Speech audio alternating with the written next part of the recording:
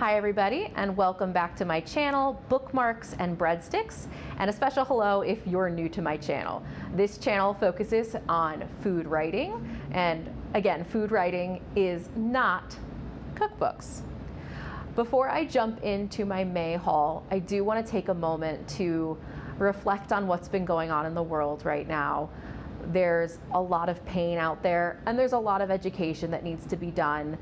I live in Chicago. I live a block from Trump Tower, so I've been up close and personal to the protests over the murder of George Floyd and the growing movement about ending police brutality.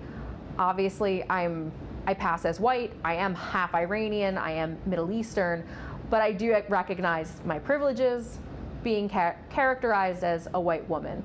So what I've actively been trying to do is give back to my communities. I will also be linking in the description below a couple of great resources for the Black Lives Matters movement, and also a report about diversity in publishing that I found on iLivieforBooks YouTube channel. So Livy provided these links. I'm also going to share them, but all credit goes to her for starting this. What I also want to do on this channel is really take a more reflective and active role in reading food writing by Black authors. I did go through my bibliography and found, sadly, I'd only read 4 books, I think, by Black authors, and I want to change that. So it is something that's not, I'm going to do it for the month of June, it is something I'm going to work harder on. I've been helping my friends locally with supplying and shuttling food back and forth for protesters, and just helping how I can with my own organizational skills. I'm not in a position to protest right now actively. My dad is going through chemo for the 2nd time in a year for pancreatic cancer, and if something were to happen to him, I would want to know that I had limited my contact as much as possible, so that if he was in the hospital or he was on, God forbid, his last days and was struggling, I could be there for him. Since COVID-19 has started, I haven't seen my father at all. I've been limiting that so that I'm not going through the airport and being a carrier. So something like a protest, while it's the right cause and what we should be doing, I don't feel comfortable being there.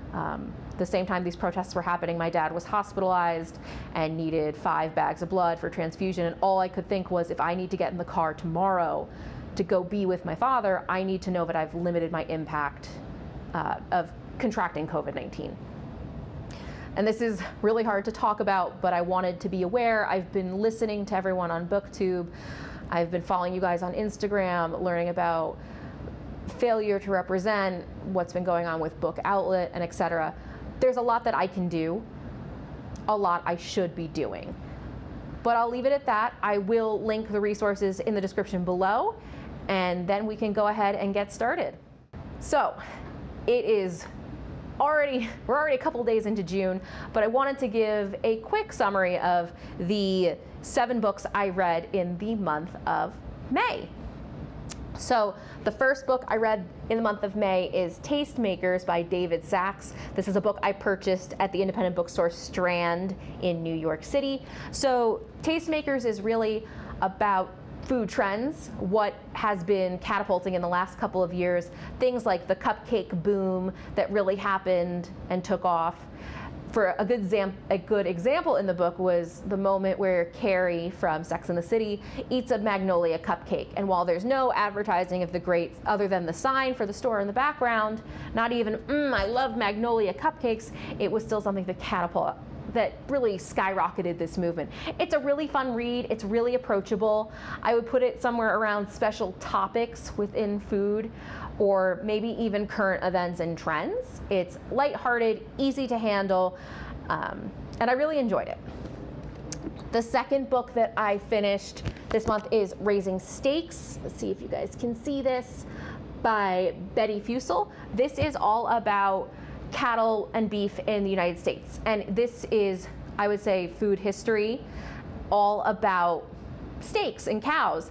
It really maps all the way from the times of like cowboys, pioneers, Indians, all the way to our modern food supply of meat. So Raising Stakes is quite literally about the beef industry in the United States and really spans all of history. What I really enjoyed about the book was how much this author is willing to go anywhere and everywhere to learn about her subject matter. She goes to hunting ranges in Texas and actually delves a little bit into wild game meat, and at one point hangs out with guys as they go out to hunt wild elk and deer. It was really interesting. If you are a vegetarian, I don't think you're going to be offended by the book. It's very historical, very well researched, and had good pacing, and I highly recommend it. So the third book I read in the month of May is Skirt Steak by Charlotte Druckmann. Charlotte Druckmann might be a name that you've heard recently because she just put out a huge compilation of women in food in 2019. It's a great book. I've heard a lot of great things about this. So Skirt Steak, think of it like the prologue, what came before. It's from 2012, before a lot of the Me Too movement and a lot of the dark side of the culinary world, specifically in restaurants, really came to be. But this book has 70 different female chefs giving their thoughts and opinions about different parts of the industry. Whether it's, do I go to culinary school or do I work my way up on the line? Why is there only one pastry chef award at the James Beard Awards, but tons of categories for chefs? Why is a pastry chef not a chef? Why on the list of James Beard's best new chefs is there maybe one token woman? I found a lot of this really fun to read, but unfortunately a little stale, a little dated. I actually tagged a review on this on Instagram, and Charlotte Druckmann actually wrote back to me and told me that I should really go read Women in Food, and it's a much better book. So that was really exciting to have an author talk to little old me new to Booktube, but I definitely have her book on my TBR. I just have to find some time to read it. Okay, so the fourth book I read was Provence 1970 by Luc Barr. And Luc Barr is his great aunt is MKF Fisher, who is famous in the food writing scene around the 70s.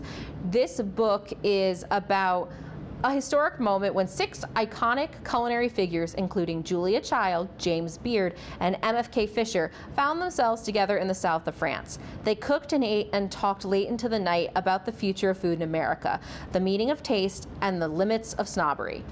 I think this book was amazing. It's one of my favorite books I've read this entire year. What I love about this is Luc Barr is looking back at some of MFK Fisher's books and journals that she wrote during this specific time and retelling the stories.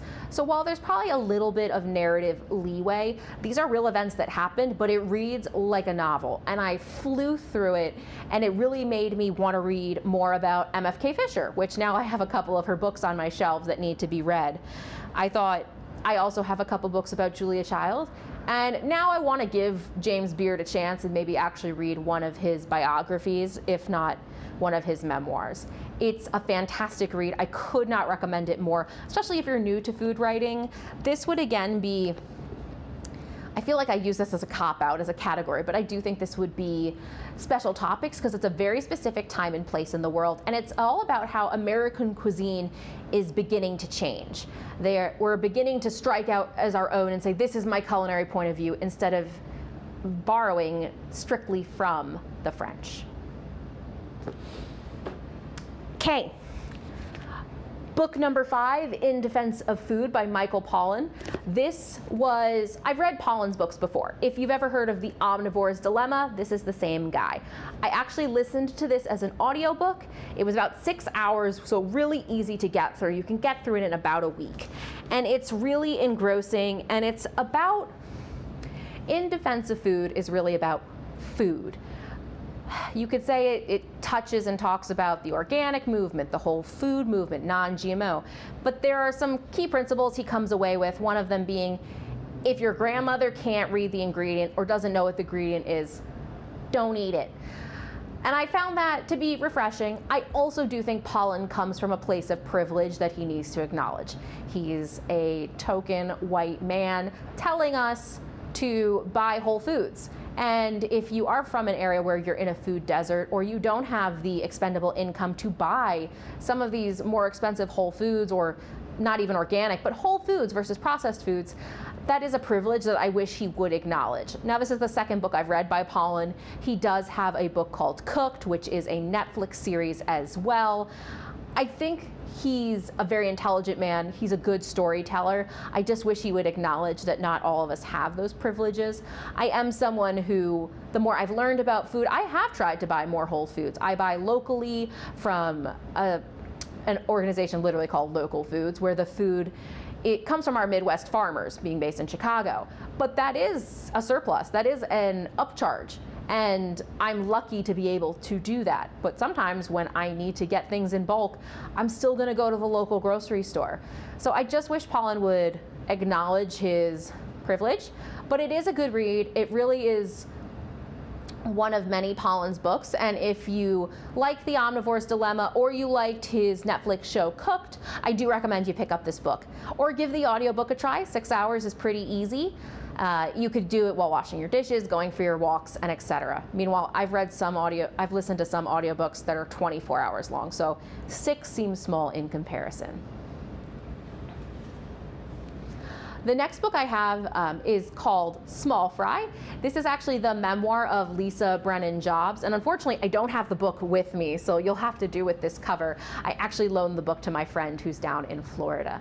This is not a food book. It is the memoir of Lisa Brennan Jobs, the first daughter of Steve Jobs. I originally picked it up because I loved the cover, and it was a buy one get one on Audible, so I bought that book and got Michael Pollan's book for free. It is achingly painful. This poor girl goes through so much. Her mother is a young mother herself, struggling with the idea that she's given up her 20s and her youth to raise this child. And meanwhile, Steve Jobs is about to take off. He launches the Lisa computer, which predates the Macintosh, and the more famous Steve gets, the more his wife, they didn't actually get married, but the more Lisa and her mother struggle. And it continues like that through college, all the way through college, and the relationships ping pong back and forth. It's so heartbreaking, and it was beautiful to read, and I highly recommend it, even though it's not a food book. It is nice to get some diversity. Okay. Final book for the month of May is All or Nothing. This book, I won't touch on too much. I did do a full review on this book, which you will be able to see in the card above. So a great little book, really quick read, and something I did enjoy, but had higher hopes for, and felt a little bit that the ending was rushed.